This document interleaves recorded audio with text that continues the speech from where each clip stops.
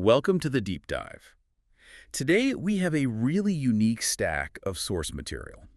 It's all based on a major, very lengthy interview with a powerful political figure who's now also a key policy leader, the EPA administrator. That's right. And we're diving into, that intersection of high-stakes politics and some really sweeping regulatory change. Yeah, this material, it covers enormous ground. We're talking about everything from these intense political controversies in D.C.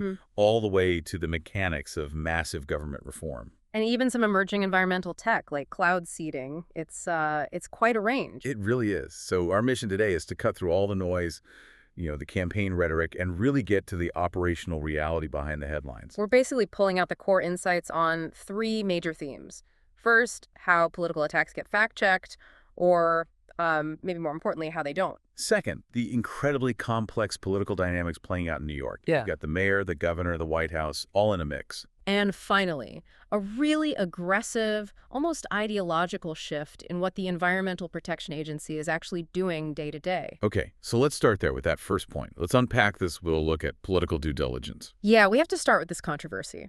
It's detailed in the sources, and it involves an allegation made by Representative Jasmine Crockett on the subcommittee on oversight. And she made a claim that tied the administrator, who was then Representative Zeldin, to Jeffrey Epstein donors. Exactly. It was a really shocking moment in those proceedings. Yeah. I mean, she named Zeldin alongside other huge Republican names. Yeah, Mitt Romney, George Bush, McCain, Palin. And she suggested the FEC filings proved it. The implication was, a serious moral failing. To make that kind of accusation on the floor of the House, that's serious business. It absolutely is. And the administrator's immediate reaction, according to our source material, was, it was critical. He said he was pretty sure he'd never received a donation from Jeffrey Epstein. But in that kind of high-stakes environment, just being pretty sure doesn't really cut it. No, so his team immediately dug into the FEC filings she was referencing. And what they found is just a perfect case study in why, research matters so much more than the spectacle. For sure. The team confirmed a donor named Jeffrey Epstein did donate, but, and this is the key, the FEC filing included identifying information. Right. The donor was listed with the occupation of physician in New York. Okay, so a Dr. Jeffrey Epstein. But the definitive proof, the thing that just completely sealed it, that was just pure chronology, wasn't it? Exactly. The dates of the donations were April 2020 and August 2020. And the convicted Jeffrey Epstein was already... He was already deceased. He died in August of 2019. So these two men were clearly not the same person. So the claim was just demonstrably false, based on public records and, the timeline of human events. But the political spin kept going. Oh, yeah. When the Congresswoman was asked about this on CNN, her defense was Let me just say, she acknowledged that Zeldin had confirmed getting a donation from a Jeffrey Epstein, but she defended herself by saying she never explicitly specified which Jeffrey Epstein she meant. wow. And then, maybe more concerningly, she claimed she only had about 20 minutes to prepare the debate material. Which raises a huge question, right? For you as an analyst, what does that say about the standard for political discourse today? That's the thing. A serious character-assassinating allegation on the floor of the House. And the defense is basically, I didn't have time to properly research the name. It's unbelievable. Well, what's fascinating is the calculus she described. She insisted she wasn't trying to mislead, but just wanted Republicans to think about what could potentially happen. But the critical information, the occupation physician, it was right there in the file. Right there. The standard just has to be higher. You have to verify before you speak. You can't just use the floor of the House as a sort of testing ground and then apologize later. The power of the accusation always outweighs the speed of the retraction. Well, a powerful lesson. Okay, let's pivot now, hard, to New York political dynamics. Specifically, this highly publicized meeting between New York City Mayor Mamdani and President Trump at the White House. yeah, and this was less of a negotiation and more of a high-stakes performance right from the start. It was framed as a showdown. Completely framed. President Trump set that adversarial tone immediately on social media, even before the meeting happened. He called him the communist mayor of New York City. So not exactly an effort to build common ground. No, it was a clear signal to Mamdani and to his own base about what kind of meeting this was going to be. But the sources suggest the president's motivation isn't just about scoring political points. There's a deep personal history there. With New York City, absolutely. His whole career, his family, his life. He genuinely wants, according to the source, safer streets and prosperity for the city. So that's the core tension Mamdani is facing. It is. The president wants to engage, but the administrator was crystal clear. He said, don't expect the president to play along with the destruction of the city. So if Mamdani goes in there thinking he can get federal support without making any policy changes on crime or the economy, that's a non-starter. It'll fail. So if you're Mayor Mamdani walking into that room, what's the one big question you have to answer for yourself? It's political longevity versus civic success, isn't it? That's it. Is his number one priority the future of New York City right now, which means real collaboration using federal resources for safety? Or is his priority winning the Democratic primary 4 years from now? And if it's his political base, the playbook is sadly predictable. Yeah, he just sprints out to the cameras right after the meeting, no matter what happened inside, and frames it as resistance. We've seen Senator Schumer do that in the past. But if he genuinely wants a federal partnership, and we're talking trillions in investment that are going to other states right now, Yeah. he has to change his tone. A completely different, collaborative, results-oriented tone. The administration is ready to help, but not if the city's current policies stay the same. And to understand that whole landscape, we have to look back at the administrator's own run for governor in 2022 against Hochul. We do. A recent Siena poll still shows Governor Hochul ahead of Representative Stefanik by a solid 20 points, so the state is still deep blue. Yet that 2022 race offers this profound lesson in voter breaking points. It really does. New York State is only about 22% Republican, but the administrator got nearly 50% of the vote. How does that happen? It happens because non-Republicans, unaffiliated voters, even some Democrats, they were just hitting a wall, a breaking point. And what were the issues driving them to that point?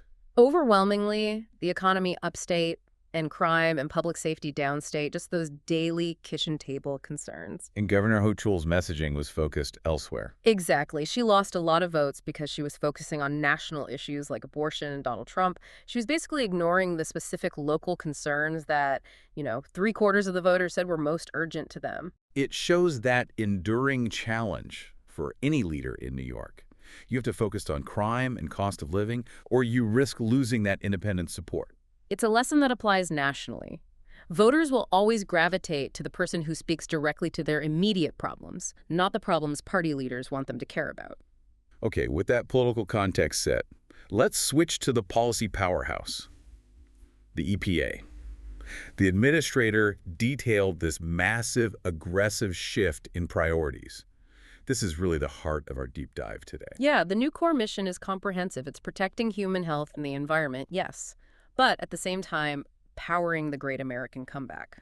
So they're explicitly rejecting that old binary choice. They are. The idea that to protect the environment, you have to, quote, strangulate out of existence entire sectors of our economy. They're saying we can and must do both. So what are the pillars that hold up that dual mandate? There are 5 core pillars. First, clean air, land, and water. That's the traditional mandate.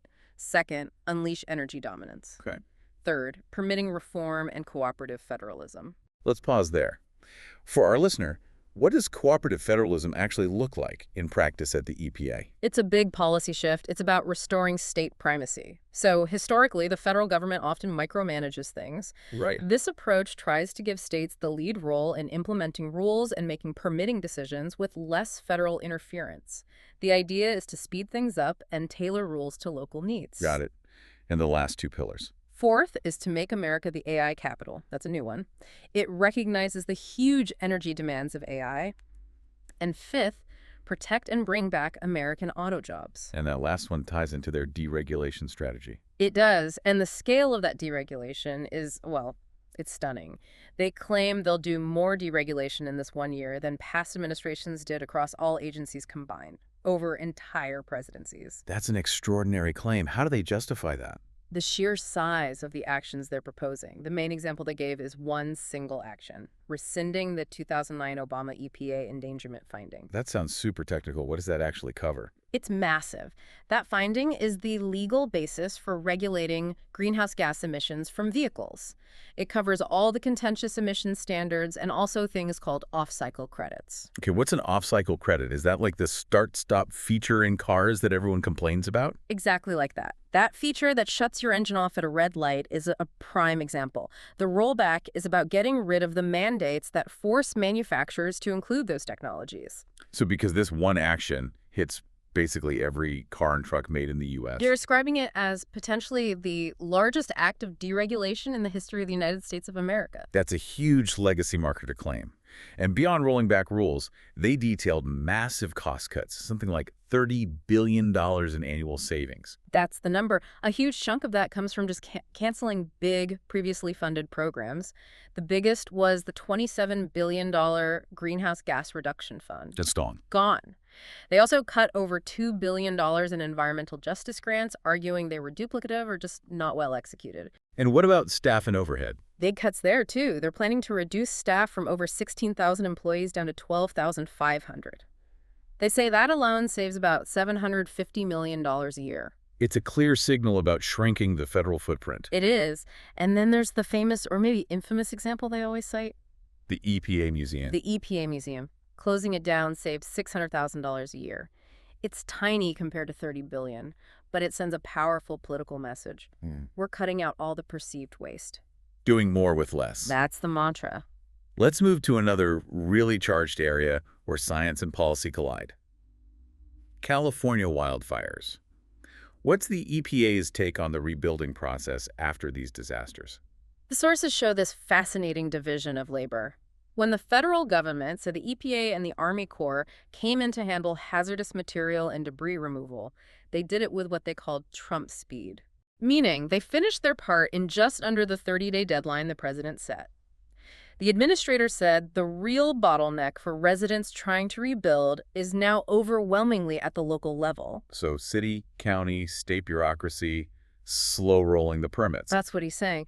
And the EPA is now trying to proactively change regulations to incentivize fire prevention. Which seems a little counterintuitive for an environmental agency. It does, but it's a critical shift. Right now, states are actually penalized for doing controlled, prescribed burns because of the particulate matter they release. They get a non-attainment status, right? Meaning they're failing to meet air quality standards. Precisely. And that can cost them federal funding. The EPA wants to reverse that. They argue that this punishment actually disincentivizes good forest management. And the logic is if you don't do the small burns, you end up with catastrophic wildfires later. Which release exponentially more pollution, cause way more damage, and cost far more in lives and money. So the goal is to make it easier for states to prevent the big fires. Okay, now we have to address the really sensitive topic of geoengineering. It's filled with misinformation, especially around chemtrails. Yeah, the administrator expressed a lot of personal discomfort with the idea of humans, playing God with the weather. But we need to be clear about the facts from the source. So cloud seeding, is that a real thing? It is. It's a real decades-old activity. It's been legalized in states like Texas, Nevada, and California, mostly for agriculture, to fight drought, or even to make snow for ski slopes. So if cloud seeding is real, what about those persistent lines from jets that fuel the chemtrail theories? The source definitively debunks that. Those lines are almost 100% condensation. It's water vapor and exhaust hitting extremely cold, humid air at high altitude. It's a contrail, not a chemtrail. So no secret government population control program? Not according to this material. It's just basic atmospheric science. Okay, but what about regulating these activities? Is anyone actually doing this stuff without oversight? Internationally, it's pretty extensive. Domestically, there's one known private company called Make Sunsets that has released small amounts of sulfur dioxide into the upper atmosphere, a form of solar geoengineering. And what are their regulatory obligations to do that? Right now, virtually none. Their only federal requirement is to notify NOAA that they're doing it. They don't have to ask for permission. Wow. Yeah, and that's the point the administrator says Congress really needs to look at regulating because the potential effects are huge and it's happening outside any real framework. Let's circle back to the economy, to affordability and energy. The sources stress these are issues that politicians just can't spin their way out of. They can't. The data is hard to refute. We're seeing rejection rates for new loans and refinancing at the highest point since they started tracking it. As the administrator said, you can't really gaslight voters on the economy. They feel it in their wallets every day. Absolutely. And the proposed solution in these sources centers very heavily on energy production. On creating more baseload power. A vital, urgent need for more baseload power. And for our listener, that's just the minimum level of reliable, consistent electricity you need 24/7. The sources are pushing for more nuclear and more gas pipelines to provide that stability. And why is that so critical right now? Two big reasons. National security is one. The other is the race for artificial intelligence. AI just requires immense, stable amounts of power. And the investment is following the energy.